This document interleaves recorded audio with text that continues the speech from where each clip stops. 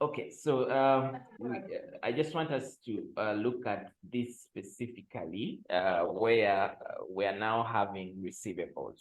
So, like I said, we have our trial balance here, where we have our trade receivable, which is 46,750, and they are telling us that management resolve provide for doubtful debts at 2% of the net trade receivables, which is okay because any business that deals with trade receivables, you can never be 100% sure that your trade receivables are going to pay you at the end of the day. So from the prudence concept, there's what we call prudence concept, which says that we should not overestimate our profits, but we should cater for any possible losses. So this is more taking the prudent direction. So if you have your trade receivables, as we've had seen up there, and they're telling us that they provided at 2%, ideally would have proceeded to multiply this 2% by that value. But then they're telling us that there's another 1.5 receivables that were written off as bad. Now, businesses have two scenarios. Sometimes they have what we call doubtful debts. Doubtful is may pay me, may not pay me. But then they have another category of written off. The receivables they write off are receivables where, for example, they have confirmed they are now no longer now doubtful. These guys are actually not going to pay. So either somebody has died, either the company has run bankrupt, they are moved to permanent to a new country, so they are not going to pay. Or somebody is totally sick and they don't have capacity to pay anymore. So they are writing off this value from their books. So, and that's the reason why I'm saying is that before we provide for the doubtful debts, where the examiner has given us a value that needs to be written off, we first write off this 1.5 off our 46,750 before we subject the 2%, because this 2% is only for those people that are doubtful. Any person whom we've already confirmed that they are not going to pay, it is no reason that we leave these receivables in there. So I'll first get my total receivables for the 6 and I less the 1.5. Now what I remain with here, this is I come and less. Now I've read the list. So I'm now going to provide for the bad debts or for the doubtful debts. I'll say provision for doubtful debts.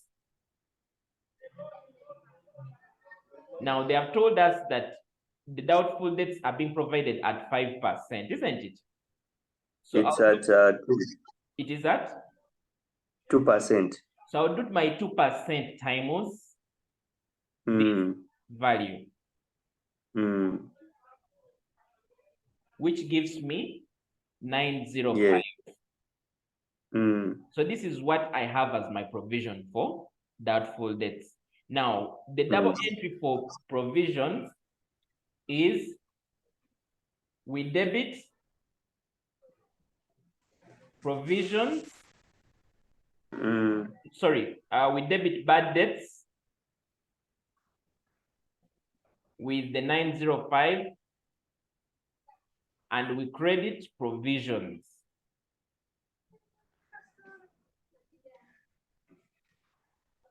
Provisions are just like the way you see accumulated depreciation. It has a normal debit. Actually, accumulated depreciation can also be called provision for depreciation. Okay. You get so it? How do we treat this in the profit or loss? They are treated as expenses. The 905. The 905, this one is treated as an expense. Yes. While this one, the 905, this one is treated as a deduction on our trade receivables. Provisions, when we come to our statement of financial position,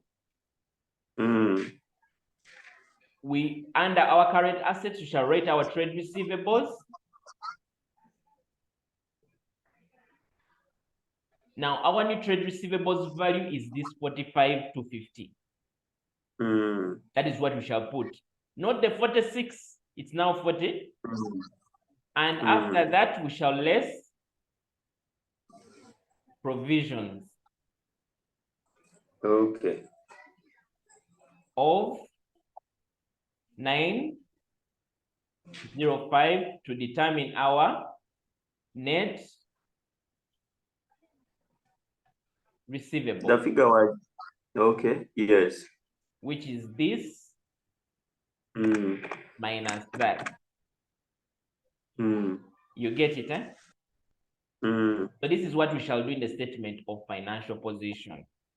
Then for the P&L, we shall take this as an expense. Under our expenses, operating expenses, we shall say bad debts 905. Okay. Is that okay? Yes, it's okay.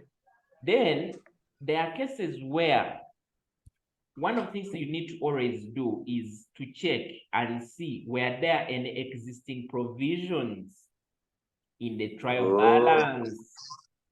That's for the increase or decrease provision. Yes, that is when we now look at the increase or decrease, where we shall now compare with this 905 to see is there an increase or decrease.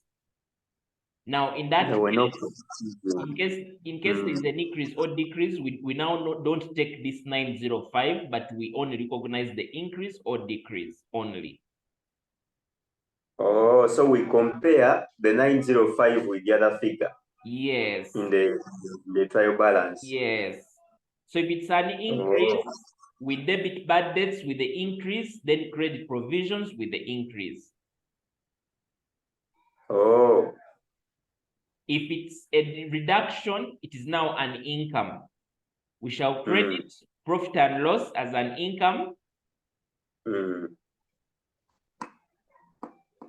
And that's what we put there as our 905 in our P&L.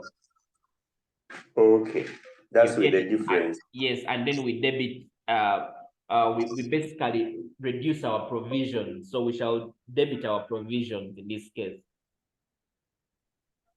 Yeah, so, but then for this information, I'm just imagining we are maintaining this additional information they said, but this was not included in the books of accounts.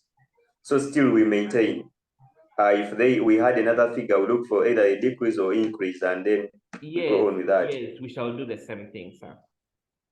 Okay. Okay. And then lastly, we are saying management donated body care products worth 0.5 to an orphanage as part of their social. So this is a donation is an expense. Because it is us that are giving a donation. So the double entry for this will be, we shall debit the donation expense and now credit the inventory. Okay. Yes. Oh, now that takes us back to what you said. You understand what the business is dealing in. Yes.